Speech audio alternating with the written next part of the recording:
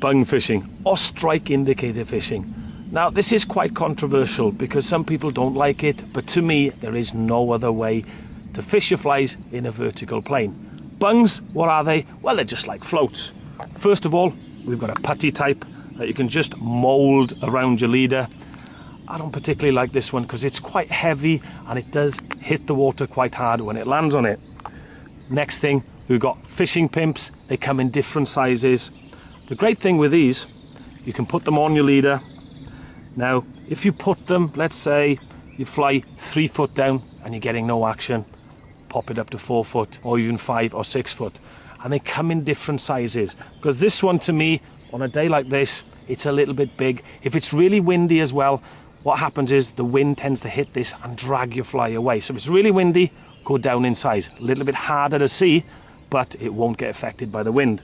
And the last one, we've got ether foam, self-adhesive, brilliant. We've got a sheet of them, peel it off, wrap it round, get the leader.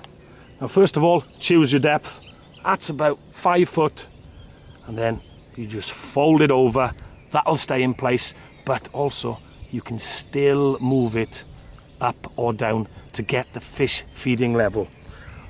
Lastly, on some days, fish will actually come up and take your strike indicator, which can be very, very annoying. So here at Fastmail, what we've come up with is a bung or a strike indicator with a hook in it. So if the fish keep coming up and taking the strike indicator, put this on and you'll turn fish from playing around with that into fish put in your net.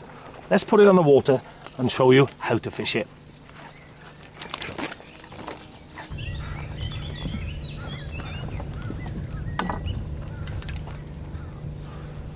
When anglers fish the bung or strike indicator, what they tend to do is just cast out and leave it there. So the fly just sits.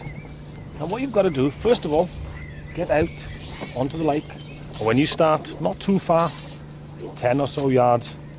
And then, when the fly lands, watch the nylon or the fluorocarbon that you're using cut through the surface tension under the weight of the fly. And you'll see it will cut all the way down into where the strike indicator is. Once it's reached that, what it means is that the fly has gone totally down underneath. Leave it there for 15, 20 seconds. If there's a bit of breeze, brilliant, let that fish it for you. If there's not, then you're going to have to work those flies. So what you want to do is, when you're actually retrieving, try and get a V behind the strike indicator. That means the fly's moving. What you're actually doing, you're lifting the fly up in the water column. Then stop, it'll drop back down. Again, give it 10, 15, 20 seconds, depending on the weight of the fly. If you're using a gold head, which is heavier, then actually that will go down a little bit faster. And then just repeat the process again for about 2-3 yards on the water, so you're lifting it quite high up in the water. Leave it drop back down. And when you come closer to the bank, just lift slowly, just in case something's following. Now at the moment, I've just got a super glue buzzer out there. But don't think with strike indicators that you only have to put them on. You can put egg flies on, you can put a blob on, you can put a cat's whisker on. Any fly that we've got on the website, you can put it on underneath a strike indicator. And what happens is you fish that fly very, very slow. The brilliant thing about this method, it teaches you how subtle takes can be.